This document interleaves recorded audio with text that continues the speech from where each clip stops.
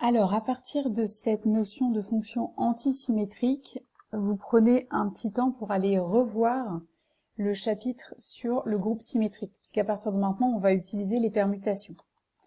Pourquoi est-ce que tout d'un coup, là, il y a des permutations qui apparaissent? Ce moins, ici, qu'est-ce que vous connaissez dans le chapitre sur le groupe symétrique qui vaut moins 1? Je suis sûre que vous y avez pensé, la signature d'une transposition. Effectivement. En fait, là, qu'est-ce qui s'est passé? Eh bien, vous aviez x1, xn. On a appliqué au petit indice 1, 2, 3 jusqu'à n la transposition qui échange i et j. Donc, c'est pour ça que tous les autres indices que i et j n'ont pas été touchés et les indices i et j ont été échangés. Et la fonction f, sa valeur a été multipliée par la signature de la transposition. Donc on va généraliser ce cas, enfin ce qui a l'air d'être une formule dans la définition 3, au théorème 4. Donc on a E qui est toujours un cas espace vectoriel, F une forme linéaire de E puissance n dans K, une forme linéaire alternée, donc également antisymétrique, vous choisissez ce que vous voulez maintenant comme version. Vous prenez sigma, une permutation de Sn, donc je vous rappelle ça veut dire que c'est une bijection de l'ensemble 1n dans l'ensemble 1n. Donc en fait, vous imaginez là, sigma 1, sigma 2, sigma n, c'est simplement un arrangement des indices de 1 jusqu'à n. En gros, on a échangé les indices. Eh bien, ce que nous dit le théorème 4, c'est que f de x sigma de 1 jusqu'à x sigma de n est égal à la signature de sigma fois f de sigma 1 sigma n. Autrement dit, si vous voulez remettre les indices dans le bon ordre, finalement l'idée c'est un peu ça, il vous suffit de multiplier par la signature de la permutation qui a fait permuter les indices. Alors je vous montre tout de suite sur l'exemple 6 et ensuite on fera la démonstration 4. Donc on va aller à l'exemple 6. Donc vous avez f une forme n linéaire alternée, je vais vous remettre l'exemple 6 quand même.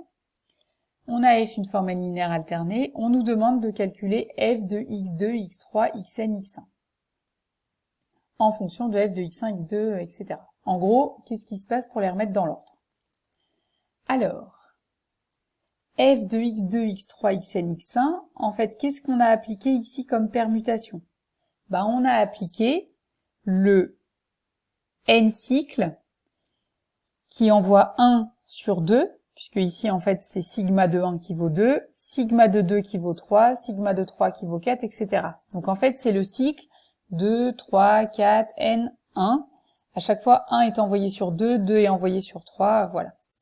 Donc, par la formule du théorème précédent, on sait que f de x2, x3, xn, x1 est égal à la signature de ce cycle fois f de x1, xn. Sauf que la signature d'un p-cycle, alors ici il est de longueur n, on a déjà démontré que c'était moins 1 puissance p-1. Donc ici, puisque vous avez un cycle de longueur n, eh bien vous obtenez moins 1 puissance n-1 fois f de x1, xn. Et donc ça, c'est quand même une propriété importante, parce que ça veut dire que si vous connaissez f de x1, xn, en fait vous connaissez f de n'importe quel réarrangement de x1, xn. Quel que soit l'ordre dans lequel je le mets, ici, alors à condition de garder les mêmes, bien sûr. Faites attention, ce n'est pas des nouveaux vecteurs x. Ce sont les mêmes, mais ils sont écrits dans un autre ordre. Eh bien, on trouve la valeur que ça vaut. Donc maintenant, on va passer à la démonstration de ce théorème 4. Alors, comme vous avez relu le chapitre sur le groupe symétrique, vous vous souvenez que toute permutation peut s'écrire comme la composée de transposition, et que la signature de la permutation, c'est le produit des signatures de chacune des transpositions. Donc, pour montrer le résultat sur les permutations, puisque toutes les permutations s'écrivent comme une composée de transposition, on va le démontrer pour les transpositions. Donc, on se fixe f, une forme n linéaire alternée, on fixe x1, xn des vecteurs de E, et on appelle taux une transposition. On décide que c'est la transposition qui échange les indices i et j. I et j sont quelconques, donc ça représente bien n'importe quelle transposition. Et donc on calcule f de x de taux 1, x de taux n.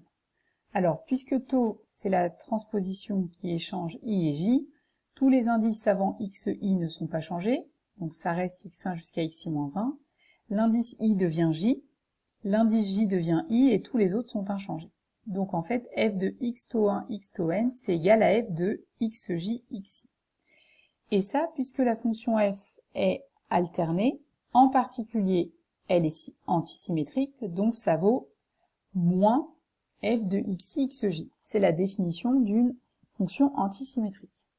Et le moins qui est ici, eh bien, comme je vous l'ai dit tout à l'heure, c'est la signature de la transposition taux. Donc la formule, déjà, elle est vraie pour une transposition. Ensuite, pour une permutation quelconque, donc on va l'appeler sigma. Par le théorème qu'on a vu dans le chapitre sur le groupe symétrique, on sait que toute permutation s'écrit comme une composition de transposition. Donc il existe taux 1 jusqu'à taux p des transpositions, telles que sigma soit la composée de toutes ces transpositions. Ce qui veut dire que appliquer la permutation sigma, ça revient au même que d'appliquer successivement chacune des transpositions. On commence par taux p, ensuite taux p-1, etc. jusqu'à taux 1. Et puis arrivé là, on peut utiliser la formule qu'on a démontrée précédemment pour la transposition taux 1, puisqu'on a montré que la formule elle était déjà vraie pour une transposition. Donc on obtient signature de taux 1 fois f de x, et là cette fois on commence à taux 2, puisque taux 1, entre guillemets, on a réussi à l'enlever. On fait pareil avec taux 2, donc il y a signature de taux 2 qui apparaît, ensuite signature de taux 3, etc., etc. Donc on se retrouve avec le produit de toutes les signatures fois f de x1, xn. Mais sauf que la signature de taux 1 fois la signature de taux 2 fois la signature de taux p, c'est exactement la signature de sigma, puisqu'on a démontré que la signature d'une composée, c'était le produit des signatures. En fait, c'est dans la définition de la signature. Et donc la formule, elle est vraie pour une permutation quelconque.